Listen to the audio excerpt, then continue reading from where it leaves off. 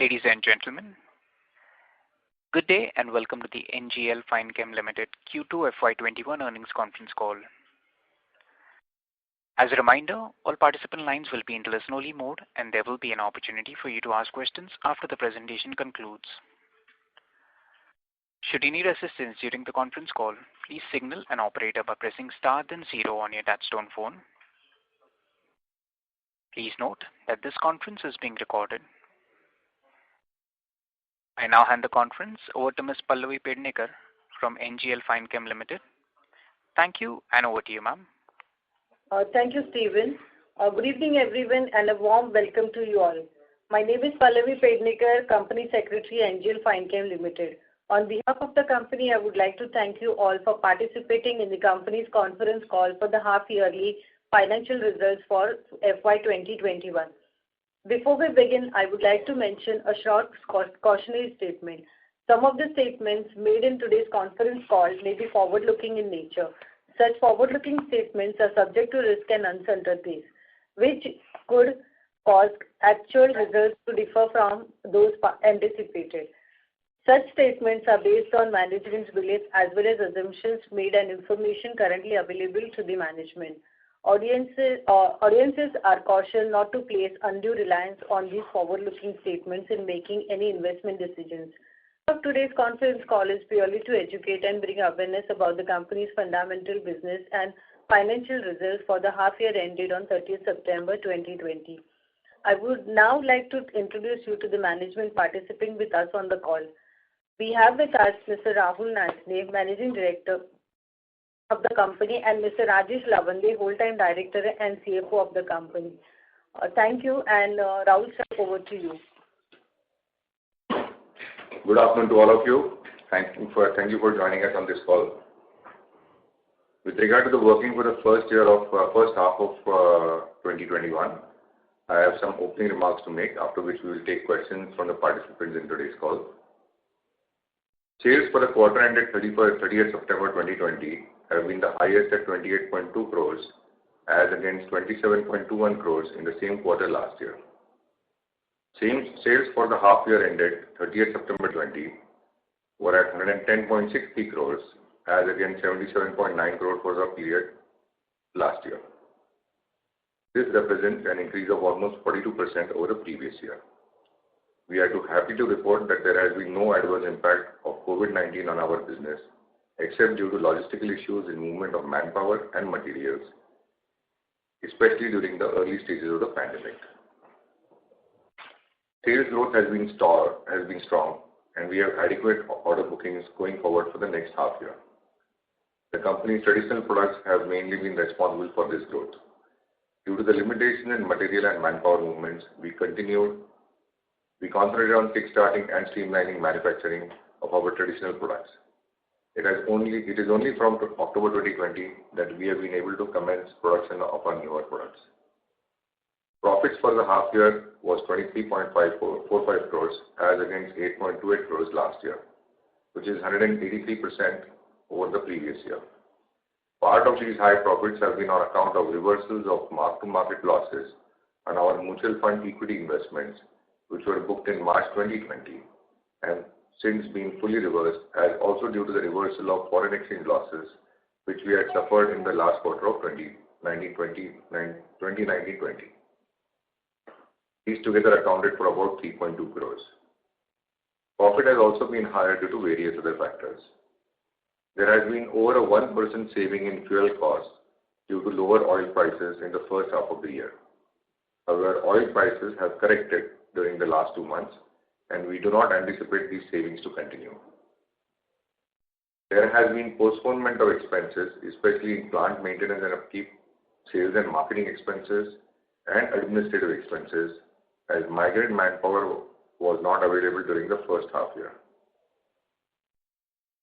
We could not participate in any international exhibitions and could not visit customers due to travel restrictions. These are gradually likely to revert to normal levels. However, we are unable to quantify the amount by which these will be restored in the second half of the current year. We expect normalization of activities will continue during the current year, with some constraints and interruptions ongoing due to COVID. We are now open to questions. Thank you very much. We will now begin the question and answer session. Anyone who wishes to ask a question may press star and 1 on the touchtone telephone. If you wish to remove yourself from the question queue, you may press star and 2. Participants are requested to use handsets while asking a question. Ladies and gentlemen, we will wait for a moment while the question queue assembles.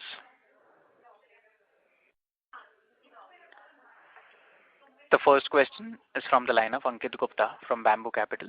Please go ahead. Yeah, thanks for the opportunity and congratulations to the entire team for a good set of numbers. Sir, just wanted to understand, what is contributing to higher revenue in the H1 and especially during Q2? Is it some new products? Are we seeing volume growth in our existing products, or has there been any price increase? And if you can talk about the sustainability of this, 65-70 crore of run rate, quarterly run rate going forward.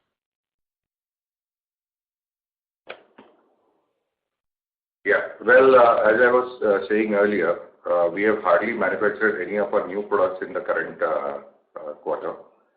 The entire growth has been due to volume growth for our traditional products. And that has mainly been because what we have done is, in this last half year, as we were starting our productions, there were quite a few limitations in the earlier part, especially during April and May.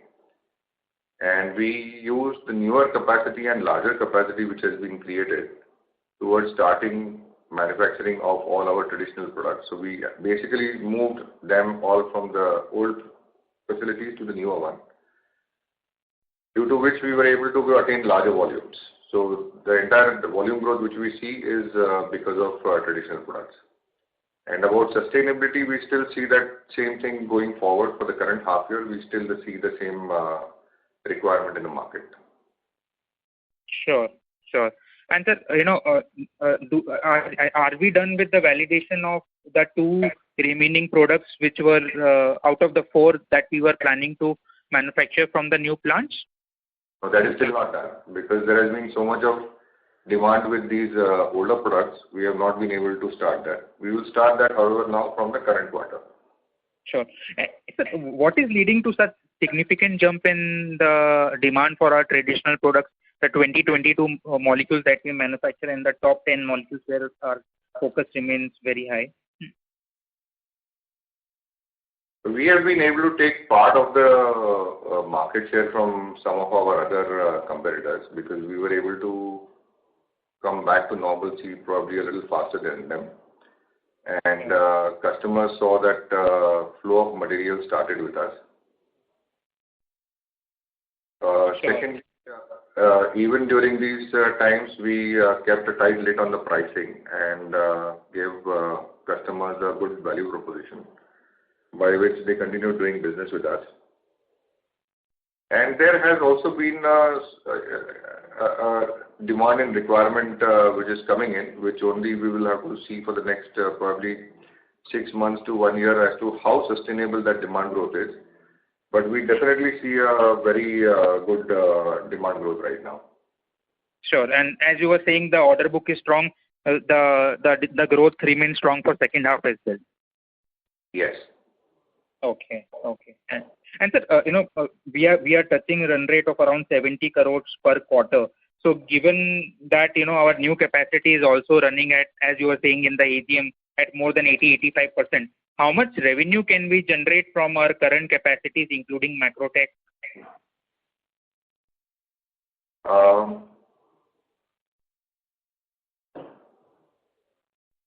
I guess we should be between 275 to 300 crores at least.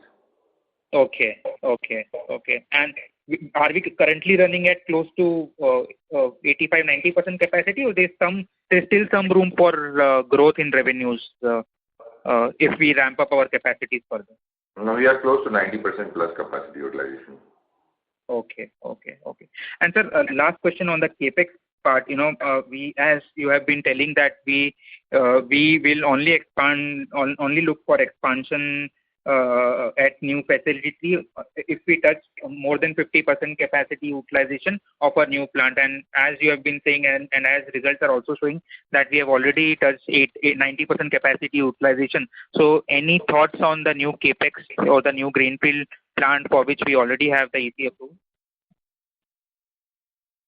We have actually started getting those plans, because earlier we thought that we will probably reach that landmark more around 2022.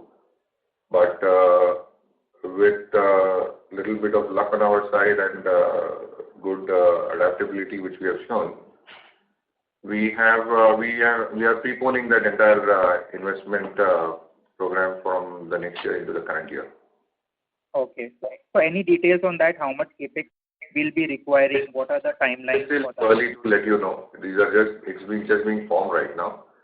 Probably by Jan or Feb this year, next year we will be better placed to let you know. Sure. But any timeline for completion of that capex? How much time it will take? That will be a 2-year project. Okay.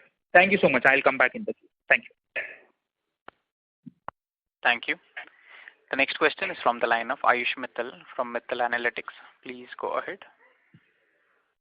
Good afternoon, sir. Congratulations on a great performance.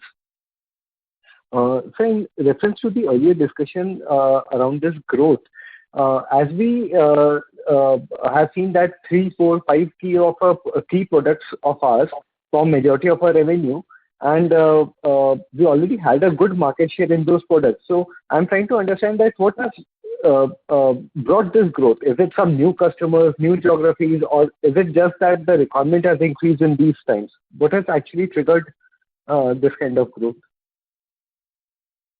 As I said, the growth is mainly because we have been able to take market share from some of our competitors during this period. There has been a decent amount of strong growth in volumes in the overall market requirement also. And these two factors have helped us. There has not been any significant addition of customers which is leading to this growth, as you say. But we are selling to close to about 400, 450 customers. So those customers keep coming back for material now. And we are selling to over 45 countries in the world. So the customer base is pretty... So you said over 400 customers? Yeah. Okay. Yeah. You said. So it's basically these reasons which is leading to growth of those products. And as we had a good market share in our leading products, is it that these products in market is continuing to increase at a good rate? Is that a right thing to believe? So just let me make a statement here that the growth is not only in the top 3 products. We see a lot of growth now coming in the next 5 to 7 products also, where today, probably where earlier we had a market share of only 20 and 25%, today we are having a market share of close to between 50 and 60% in those products. So we have more than doubled our presence in those products. So it's not just the top 3 original products which we have been doing for over 15, 20 years, but also these are the products which have been launched probably in the last 5 to 10 years. So that's really good to know. So has there been any pressure on pricing or any price that has been stable as of now and going forward? We haven't seen any pressure on pricings in the current year at least. So we have found the market to be pretty stable. Okay. So in reference to the, as we are at almost 90% utilization and the new capex will take some time, maybe a couple of years to commercialize. So in between, are there any levers for growth for us? Like if there's more demand or if you want to commercialize the new products in the pipeline that you have, how do you plan to do that? Well, we continue doing a normal capex, which basically is debottlenecking current plant, debottlenecking the plant, which brings us increases of 10, 15%, 20% every year. So these are the small ones which keep on doing, and that has always paid off in the long run. So we really don't anticipate there to be a any major issue in scaling of activities in the next 2 years until new capacity comes on stream. So basically, we can expand our capacities by 15 odd percent without the greenfield expansion if the demand is there. Yeah. Okay, great. Sir, I had a couple of suggestions also given the low equity capital that we have and the good work that the company has done and the stock price appreciation. It will be good to have a bonus or a stock split consideration given the very low liquidity that a stock has. Also, if the company can get the shares of listed on NSE, that will be very appreciated. We will consider these recommendations. Now, I am not really sure about what the listing requirements on NSE are and whether we fulfill them, but we will take this into account and take it into our future plans. Thank you, sir. I'll get back in with you. Thank you. The next question is from the line of Dwanil Desai from Turtle Capital. Please go ahead. Hi, sir. Good afternoon. Sir, three questions. So, sir, if I look at our P&L, our gross margins have almost remained the same, and as you mentioned, some of the cost savings and some costs which were not incurred due to the COVID situation. But even if even if I remove that, there is a significant operating leverage effect which is seen. So I assume that a significant part of the operating leverage thing will continue to play as long as we maintain this volume. So is that understanding correct, or is there something more that we should consider on the margin side?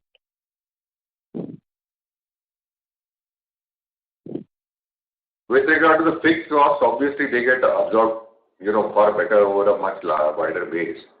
And the base has just gone up by almost about 50% as compared to last year. So, yes, those costs have come down. But at the same time, there has been some postponement of costs. So, as I said, we are not really able to quantify how much of these postponed costs will start coming into the current year because things are still a little fluid. But we have to wait and watch on that. Okay. Sir, second question is, so I think you mentioned that, we gain market share in the, next 5 to 7 products from 20% to close to 50% odd. So that's quite remarkable. I mean, 7, 8, 10 products having 50-60% market share. So, in your opinion, what is it, that is working in our favor so that we are commanding such a high market share, because I understand that it's a fairly competitive field and it's not that, there are not many players who exist. So, I mean, what is it that is working in our favor? Well, our marketing philosophy has been very plain and simple and only on 3 factors. What we want to give our customer is the best quality, a very good price, and we want to be reliable suppliers to them. And in the long term, it is these value propositions which we offer that works for us on the longer term. Okay. And so lastly, the capex plan that that we are contemplating, I assume that will still be for the unregulated and semi-regulated market. Is that understanding correct? Yes, well, our strategy has not changed. We will continue working along the same lines. Okay, sir. Great. Thanks a lot, and wish you all the best. Thank you. Thank you. The next question is from the line of Anand Jain, an individual investor. Please go ahead. Thanks for the opportunity, sir, and congratulations on a great set of numbers. I would just want to continue with the margin question that the last caller had asked. So I'll just point out one thing which has significantly improved is the employee cost, and which I think should be sustainable. Our average employee cost, if I were to say, has been around 15%. But in the last quarter, it has been around 10%, and the quarter before that, around 12.5%. So do you think that employee cost would now remain at the levels which we had in the September quarter on an increased sales base? We expect it to go up, but not by a lot because we were still having, it took some people to close to about 4 months to get back to work because of probably, family pressures, or they were migrant workers, migrant people coming in from different parts of the state. But we had people coming back to work till as recent as before Diwali. So it's been a gradual return to work. We need to see, but yeah, but what you're saying is right. A large amount of the manpower cost is now absorbed by a bigger bottom line, bigger sales figure. And therefore, in terms of percentages, we would expect it to remain more or less in the same region. Okay, great, sir. That's superb. My next question is on, you gave a figure of 275 to 300 crores for at a yearly run rate. So now, assuming that there are more growth opportunities, you say that we can still go up by 15-20% for the next 2 years, right? Is that like a fair assessment? That number was given as the total at full capacity. That is the number of amount which we can reach at 100% capacity utilization. That was not a figure given as to when about what we will reach in the current year or the next year. No, I agree. I'm just saying that, from once we have a 100% capacity utilization, we can still do a 15-20% year on year until the large capex comes.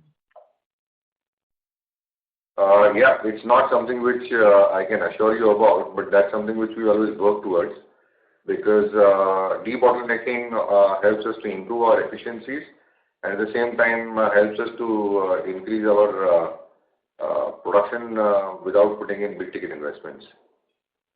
And the last question that I have is that, can you give me one-offs in terms of, the foreign exchange write back that has happened, or in terms of mutual fund losses which have been written back both in Q2 and in H1 separately, if that's possible, if you have that. Yeah, so essentially last year, when the COVID restrictions were imposed starting from 15th of March, there was a big, the stock prices basically fell all over the world, and we booked a mark-to-market loss on our equity investments, mutual funds. And at the same time, the dollar also appreciated against the rupee, and we booked losses on that also. But that was just temporary, because these were basically forward cover losses. And starting from April, the market started recovering as well as the rupee started recovering. So those were only transitionary in nature, and we made up all those losses in the current half year. So out of those 3.2 crores, almost 2.4 crores was made up by June, and the rest was all recovered in the current half year. Okay. No, I just want to remove, because of the profit that I see this quarter, I just want to remove the one-off items in this quarter. That's how I asked. That would be about 3.2 crores. So this quarter it would be around 3.2 crores. No. Totally for the first half year. Okay. For the first half year, 3.2 crores. Okay, that makes sense. That's it from my side, sir. Thank you, and once again, congratulations on a great quarter. I wish you all the best. Thank you, Mr. Jain. Thank you. The next question is from the line of Venkat from 3 Sigma Financials. Please go ahead. Thanks for the question. I have 2 questions. So, what is the status of poultry feeds you were mentioning last year in the last call about the poultry? Your voice is not very clear. So, are you able to hear now? Yeah, this is a little better. Yeah, okay. So, I wanted to know, in the last call you were talking about poultry. So, wanted to know if there is any progress on poultry. Mr. Venkat, we have not been able to progress anything on these products because all the new products were put on hold essentially. And we were busy getting all the old products back on track. So we spent all our efforts in first getting one by one all the old products started, and then scaling them up and stabilizing those products. So in the first half year, we have not been able to work on any of our new products which we had planned actually for 2019-20. Okay. Okay. The next question is, will the profitability you were talking about, you were talking about 275 to 300 crore sales. So will the profitability also remain in line with whatever this quarter has? No, the profitability is right now on the higher side because, as I said, our fuel costs are higher. We saved a lot on fuel because the fuel prices were lower. We have also had postponement of a lot of expenses, especially plant maintenance upkeep, sales and marketing, because there is no travel going on right now. We are not participating in any international exhibitions because there are none taking place right now. Lot of other smaller expenses have got postponed. So these will come back. And it's quite possible that the profitability in terms of margins will decrease.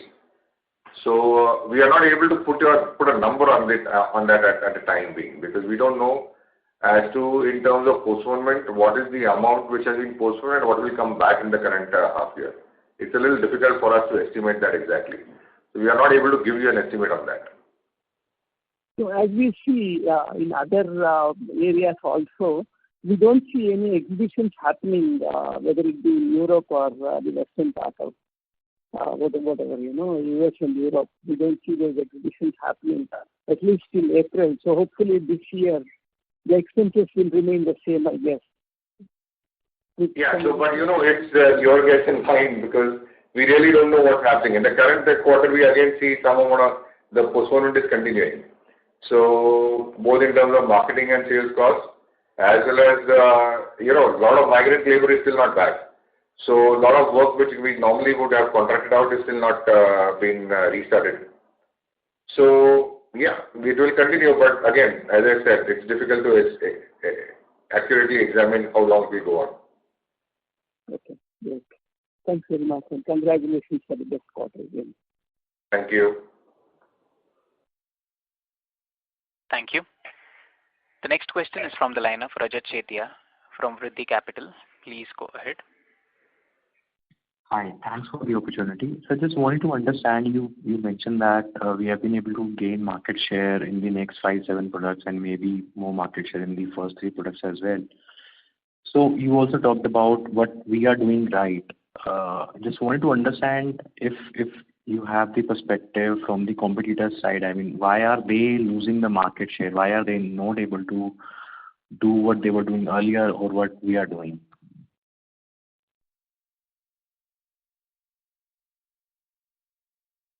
Well, there has been, selective growth in some of the products also. It's quite possible some of our competitors have changed their strategy and started focusing more on those products. Again, during the earlier parts, it was difficult to get all products back on stream very fast and stabilize production on those. So the longer people took, the more impatient customers started becoming. Which is why we said that, we have been able to take away market share from some of our competitors because we got back on feet more quickly for all our the complete line of products. And we haven't tried to play a price role in this. We kept our prices steady. There were some who were inclined to take a little bit advantage of the situation by talking to customers for higher prices because there was shorter supply of products in the market.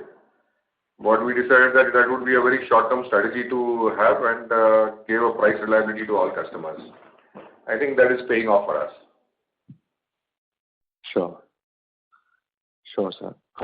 Also, you mentioned that we can maintain this quarterly run rate of 90% utilization, which essentially means all of our capacity practically is getting deployed into the existing old products. And we had plans, of launching new products, which you are saying that, starting next year, you may focus on that.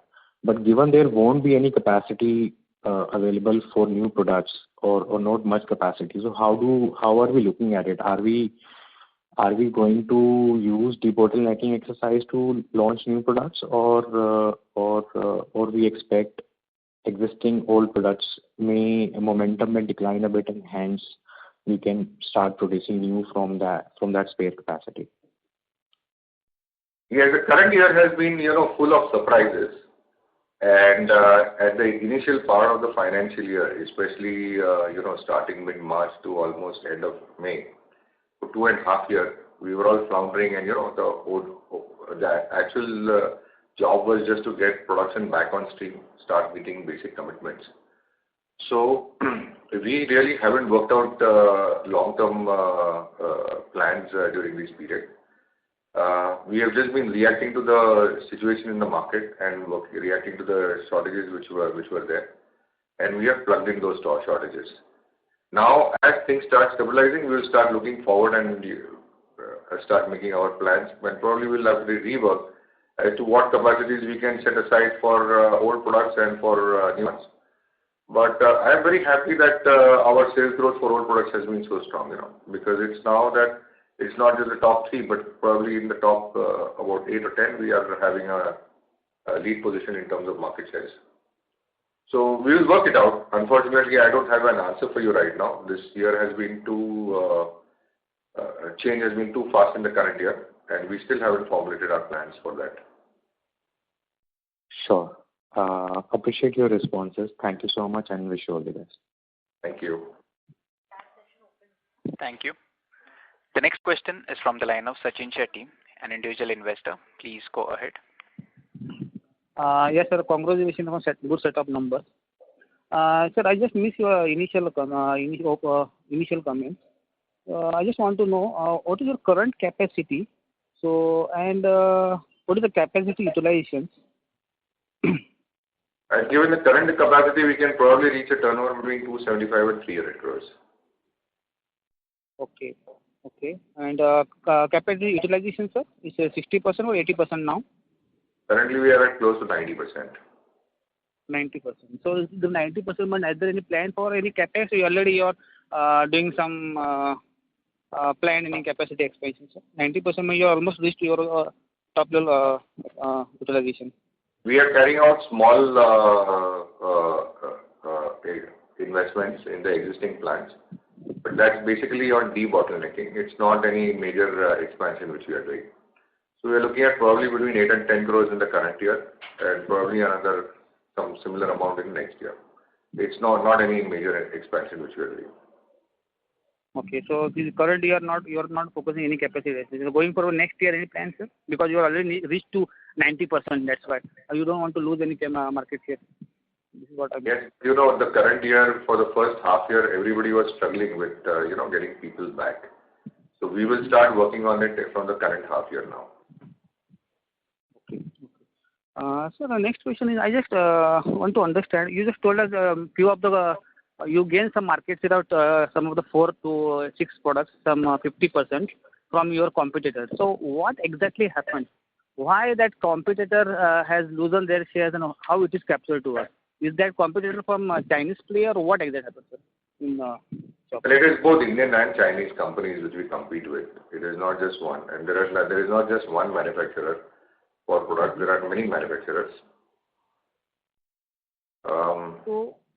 I think probably I will end up repeating myself, but we provide a very good value proposition to customers. We got back on our feet with capacity much faster than probably our competitors. We did not play around with pricing and gave them, stability in terms of the same pricing without trying to take advantage of the situation. These are small things which have helped us to get our sales picking up and kept us in the business. Okay, great, sir. So for next there is no major change which has taken place. It is these small things which are making a difference. So this going forward, this market share will be continue, or will you get more? Will you be gaining more market share? I think so. That is always the aim, but market is very fickle. Market is bound by pricing, and we do our best to ensure that we don't lose market share or we don't lose customers. And luckily for us, our past track record over the last 10-15 years has proven that. Okay, so great, sir. So my next question is, in Q2, the same top line and what is the EBITDA margin, that will be continue for the next 2 to 3 quarters, or you are facing some challenges for next 2 quarters? What is that I exactly? am unable to tell you about EBITDA margin because I said there have been, oil prices are back up now, so we don't anticipate the savings on that. There is a 1% loss reduction in margin. We have had some mark-to-market losses of 3.2 crores, which came in from last quarter to the current one. So that we don't expect to anticipate and continue. And then we have some postponement of expenses, which we don't know how long that postponement will continue. It's of course because of the COVID situation, which still exists. So I am not very sure about what kind of margins will keep on going. But what about top line? It will be improved or same? I think we will be able to maintain, if not improve the existing sales level. Okay. Then now you are already reached the 90% capacity utilization. So capex plan you already prepared or it has yet to prepare, sir? Pardon me, I did not understand the last part. So you already reached the 90% capacity utilization. The capex plan, greenfield or whatever brownfield, you already planned or it is yet to prepare? No. Plans are in the ongoing now, and we will be doing some capex in the current year and going forward in next year to debottleneck our plant. Okay, sir. So my last question is that listing on NSE and liquidity, that bonus share, you just please consider. We will definitely do that. Okay, sir. Thank you very much. Thank you. The next question is from the line of Kashyap Karti from Blue Tree Capital. Please go ahead. Thank you for the opportunity, and we're very happy that you're safe and sound at this pandemic time, sir. So a couple of questions. First question essentially is from some of the, whatever we are reading on the internet, players such as you seem to have a lot of opportunity in China, especially after the flood situation that happened in July and August in China. So from an NGL FINE-CHEM perspective, could you please elaborate on the opportunity in China and if we can leverage a larger piece in China, one, and two, are there any other delta countries which have provided these delta revenues or some of our old products or whatever the top, the other 7 products which have been scaled up? Well, with regard to China, there was definitely some sort of a negative reaction towards China in 2019. But in 2020, China has bounced back, and supplies from China are now proceeding at normal. We are unable to let you know about how international companies will view and whether they will want to make a forced change. But China, I think, outsells India almost 7 or 8:1 in the pharma industry. So rather than looking at that, we need to see how we can compete with them and ensure that our production cost is cheaper than theirs. If we are able to come up with this sort of a value proposition, we'll find that global companies are, willing to move to us. In our product range, we have been able to successfully compete with China. So it's not that just because it is China that we are a little more concerned, but we have been competing with Indian and Chinese companies for many years now on with regard to our products. Got it. So we do supply to China from past 3-4 years, is it, sir? I mean, is it track record that we have for supplying to in China? We also sell almost about 8 or 10 of our products into China. Got it. Perfect. Sir, the other piece is, are there any other countries where there's been a delta change in revenue over the past half year or even past 1 year, so to speak, where some new countries have been added, where some of our old products are being sold, but new countries with large opportunities? Actually, there is no new country left now because except if we leave for probably USA, Canada, and Japan, we are selling to, so other than the regulated market, we are selling to almost every country now across the world, which has got a fair amount of pharmaceutical presence. Because There are quite a few companies which are net importers, meaning they don't have any manufacturing setup of pharmaceuticals in their own country. So other than that, we are selling to over 45 countries. So I think we are more or less penetrated all the countries now well. We just, as the companies scale up over there, we need to scale up with them and acquire new customers in those. And that's the ongoing process. Meaning it's not something which we have done in the current year itself. Perfect. So the other bit is, when I was reading the annual report, essentially in previous con calls as well, so, some of our top 3 molecules, the global size was 50 to 100 crore, right? So if we talk of the next 7 molecules where we have gained market share, the size of molecules, would they remain around 50 crores, sir, or would they be larger set of molecules? I don't have an offhand estimate of volume for those for you, but rough, rule of thumb, sir. Again, I'm not looking for exact estimate. I just want a ballpark size of saying, look, our top 3 molecules were 50 crore in size for the entire global market, so we have 50% market share there or more. The next 7 molecules are also 50 crore in size, or 25 crore in size, or 100 crore in size, 200 crore is that optimistic estimate? The next 5 molecules might have a market size probably in the range of between 20 and 40 crores. 20 and 40. Okay. Got it. Perfect. Sir, the last question on the, just from a bookkeeping perspective, so from a receivables perspective, there are about 50 crore or 25 crore receivables. Do we see any issues getting these receivables from any of these players, or have they already come in and we don't have to worry because this is September 30th, so obviously 45 days have gone by? Our average credit is in the range of 75 days. So because the sales were getting bunched up towards, we are looking at July, August, September. So we see a big jump in receivables. But it's just because of that, nothing else. We don't have any receivables more than 180 days. Perfect. Makes sense. Thank you so much. Thank you. The next question is from the line of Aman Vij from Astute Investments. Please go ahead. Good afternoon, sir. Congrats on a good performance. I have 2 questions.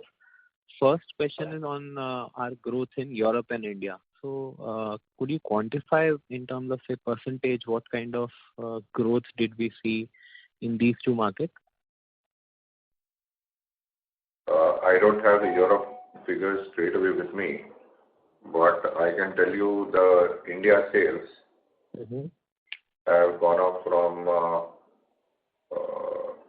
8.5 crores in Q1 to 16.5 crores in Q2. Okay, and on Europe sale, roughly it will be at the company level, or it will be more than the company's average sales growth for the quarter? I don't have that number here with me, so unfortunately I can't answer that question. No worries, sir. And my second question is, you have talked about in the top 10 products we already have like 50% plus market share, and normally when a company reaches that kind of market share, they can grow only at the market level. So what kind of growth do you think the top 3 products and then say 4th to 10th product can see over the next 2 to 3 years?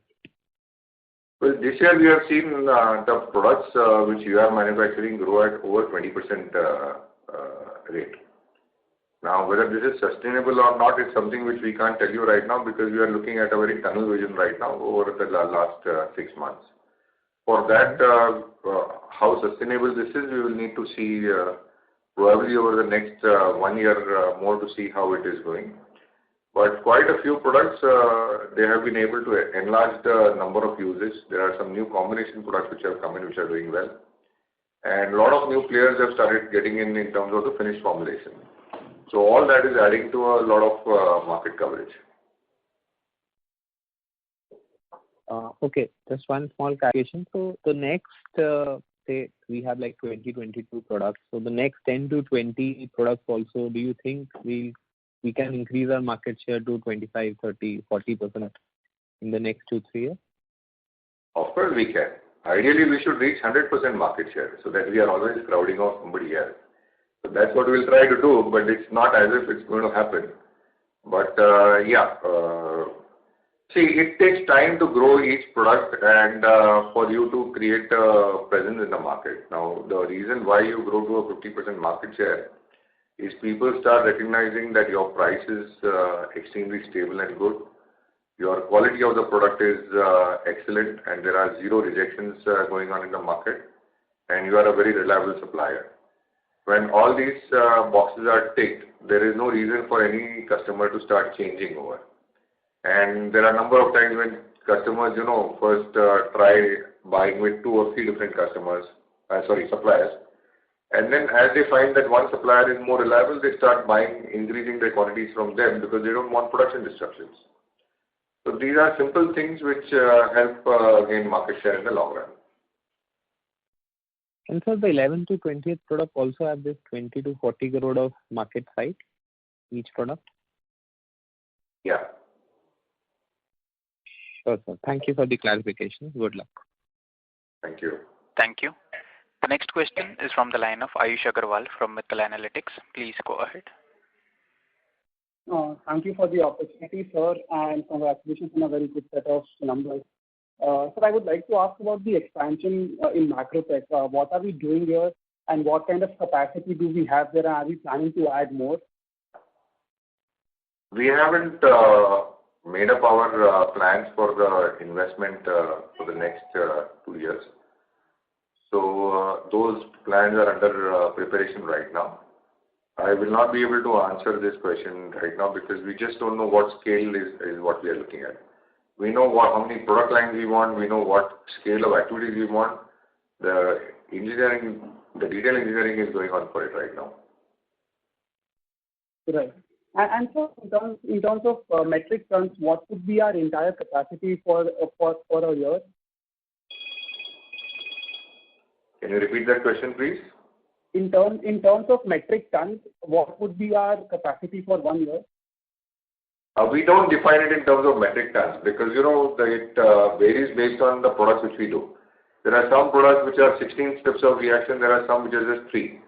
So obviously if I make a product with only 3 steps of synthesis, I can make probably 10 or 15 times of the product which we make with that. So we prefer to do it more in terms of value.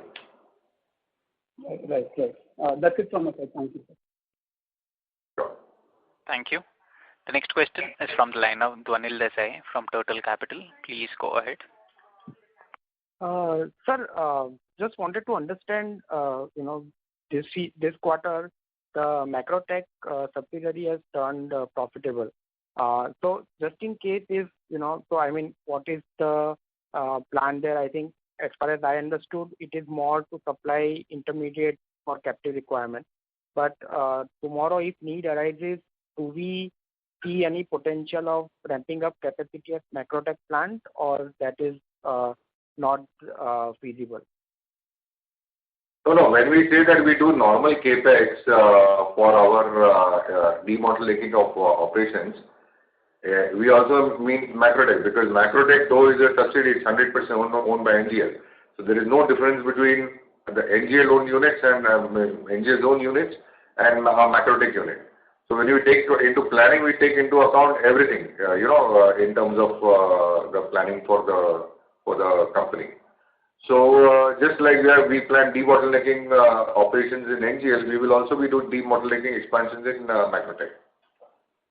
Okay. So it can be more than intermediate supplier, and it can also manufacture products and sell in the market. No, that is not our plan. Our plan is to keep it as an intermediate manufacturer only, because we are quite short of intermediate capacity right now, and that is limiting our capacity. So we will continue with and concentrate on only intermediate manufacturing in Macrotech. Okay. And sir, second question is, when we were looking at this, the new plant that we kind of commercialized and scaled up, a significant part or some part of that capacity was meant for the new products that we were developing and which kind of got postponed due to COVID and other things. But now our old products have scaled up very well.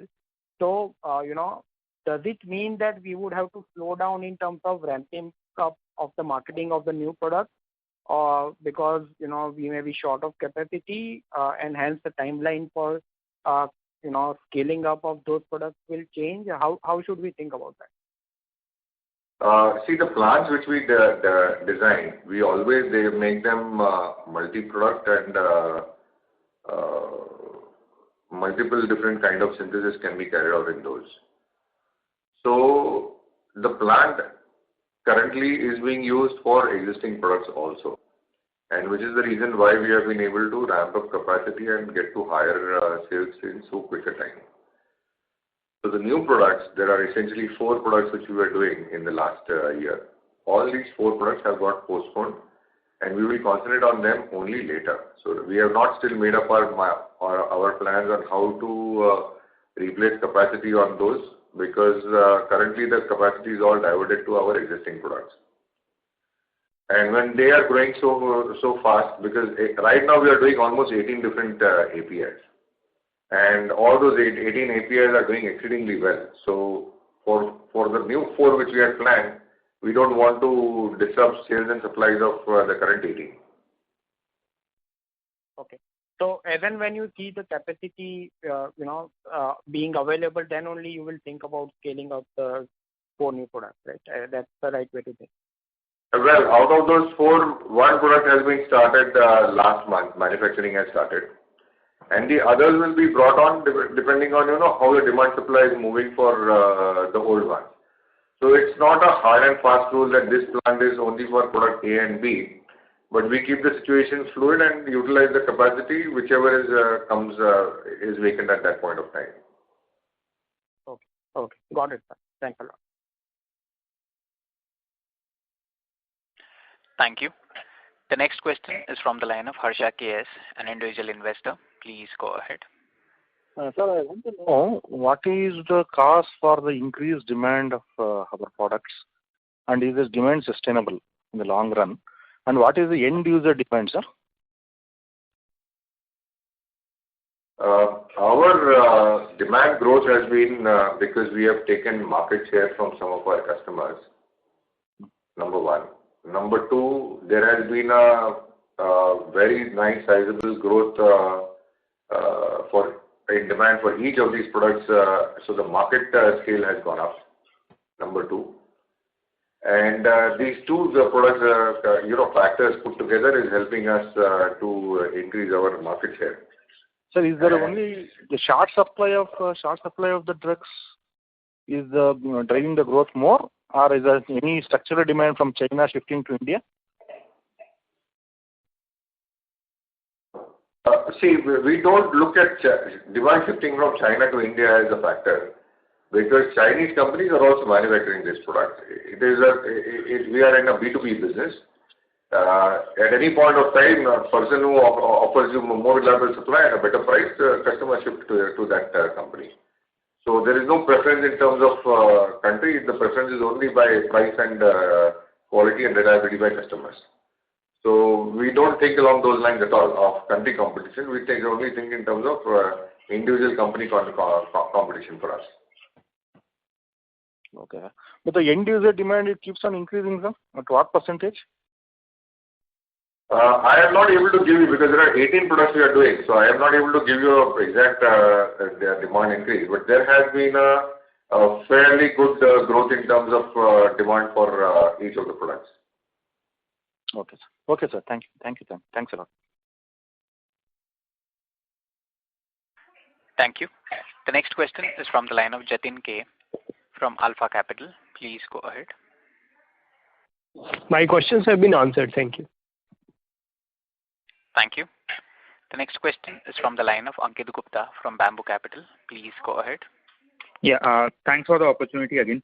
Sir, regarding our, the new products that are in pipeline or we plan to launch over the next 2-3 years. Currently we are doing products which have size of, let's say, 50 to 75 or maximum 100 crore per product. So now in terms of product selection, are we looking at, bigger molecules, let's say, 100, 200 crore potential or even more? And I think poultry was one step in that direction that, as you had said during our earlier interaction, that poultry molecules are relatively, larger volumes, although the margins are lower, but, the size of the molecules are larger. So any thoughts on that direction? Hi, Ankit, this is Rajesh. So, on the product selection particularly, a couple of years back we made a conscious decision to add some poultry products, parasiticides and anti-infectives also to our portfolio. Most of the products of our portfolio go into livestock products, animals. So what we have done strategically is to add products which add to the whole basket, not just livestock. We added poultry, and parasiticides also go into the pet market. So there's a sort of an intersection market there. So and anti-infectives also go into the pet as well as the large animal market. So we've tried to straddle these 4 therapeutic categories, and been successful in adding products in each of these areas. Going forward, we continue to stick to the original strategy of focusing on livestock animals and adding more products into each of these categories, which is anti-parasiticides, anti-infectives, and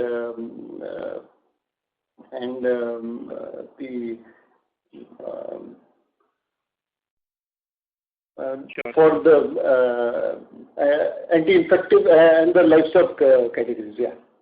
Sure. So Rajesh, here any of our products which are in our development stage or R&D stage, which has potential of, let's say, 100 crore, 200 crore plus in terms of market size?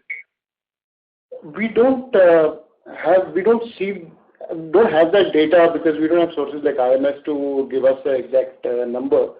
So, and the molecules are much smaller in size, so we don't have that data on hand to take that decision or to make that decision really. Sure. And I think, Rajesh, you are answering, can you talk about some of our R&D efforts and how the team is placed over the next 2-3 years since we are growing in scale, and how do you see the R&D efforts of the company shaping up and any expansion in the team size? Sure. So our R&D focus remains animal health APIs. Now we have currently about 18 products which we manufacture commercially. Apart from that, we are working on 8 to 10 products at different stages, but at the R&D level. And to achieve a greater number of products, we have to add capacity in R&D, which we continue to do so. We are adding newer members, we are adding more capacity. And our focus is clear on animal health APIs, and then we will continue to do so. Any new expansions that we have done in the team? I think we had 28-30 people in R&D team as per our interaction earlier. Over the last 6 months, due to COVID, we have not been able to expand our R&D team. But we will to look at it, once the situation eases, and we will be able to expand our team. But it's a continuous effort. It's not a one-time effort. It goes on. Sure. Yeah. Thank you so much. Thank you. Thank you. Thank you. The next question is from the line of Ayush Mittal from Mittal Analytics. Please go ahead. So I have 2 questions. One of it has been partially answered, wherein I wanted to understand more about the future product pipeline. Basically, when we read about this area and we read about the competitors, we are seeing a lot of action happening in this space. And the leaders in this space are now expanding and investing into injectables or moving from API to formulations or doing partnership with global companies. So are we doing or moving on those lines, or do we have some plans on those sides? So for newer products, are you asking for from a newer product? Yeah. The direction going forward from a longer term perspective now. So our strategy has been to focus on animal health APIs primarily for the ROW market. So that remains the strategy, and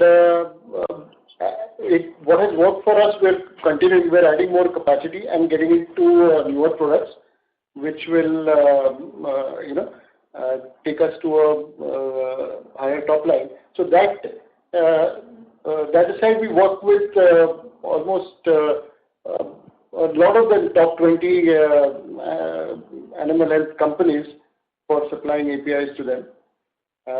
So the strategy is to add more molecules and to add bigger customers as well. So what I was also trying to understand is, your question was whether we are also going to get into formulations and do alliances with other companies. Yeah. There are lots of outsourcing opportunities and all those things opening up now. Yeah, but see, there is a how do you say? There is a inborn specialty which each company has got, and we believe ours is in manufacturing of APIs. We do not want our focus diverted or spread in different areas right now. So our concentration remains on APIs and intermediates, not on any other sector. Got it. So the second question is, please go ahead. Hello? Yeah. And second question is, now that the kind of cash flows profitability that we have attained, do you plan to increase the, how do you plan to utilize the cash flows? Basically, do more of CAPEX going forward, or what would be the plans given the size that we have reached? Till we find that we are able to put money which we earn to good use and we generate good returns, we will continue our expansion mode. And I don't think we need to look at anything else probably for the next 10 years at least. No, sir. So my question is from the side that, I think you had indicated earlier that next CAPEX might be 50-60 odd crore. Given that it is now 1 year kind of profit, so do you plan to increase this kind of the CAPEX outlay going forward, or maybe increase dividends or something on those lines? Yeah, right now I can't really tell you about that because we are still formulating our CAPEX now. Scale of activity is yet not very clear. Whether we do all the CAPEX at one go or we will do it in a couple of stages also is not clear. So I am unable to answer that question immediately. Got it. Okay, sir. Thank you. Because the thoughts are being formulated right now. Yeah. Okay. Thank you. The next question is from the line of Mohammed Patel from Blue Banyan Wealth. Please go ahead. Hi, sir. Good evening. So what is the top 10 or top 5 products contribution in Q2 and H1? Top 10 products contribute to 71% and top 5 at about 45% of sales. This is for the Q2? Yes. H1? It's almost similar. So you can consider about 70% and 40 odd. Okay. Thank you so much. Thank you. The next question is from the line of Anand Jain, an individual investor. Please go ahead. So my question is related to what Ayush had asked. So are we open to inorganic opportunities because of the kind of cash flows that we are generating and the kind of opportunities opening up because a lot of players, especially in the Western world, are looking at India for an outsourcing as an outsourcing destination. So are we open for inorganic expansion, and how do we look into it? How do you look into it? Because there will always be environment clearances required and a lot of steps if we go for a greenfield campus. We are completely open to inorganic opportunities. If they present themselves, we are definitely keen to do it. Okay, great. That's it. Thank you. Thank you. As there are no further questions, I now hand the conference over to the management for closing comments. Thank you for joining us in this call. As you're aware, we do this every half year. So I look forward to the next interaction once the year is closed. And I can only assure you that we are doing all we can in ensuring that the company's growth prospects remain good in the coming year. Thank you very much. Thank you. Ladies and gentlemen, on behalf of NGL FINE-CHEM Limited, that concludes this conference. Thank you all for joining us, and you may now disconnect your lines.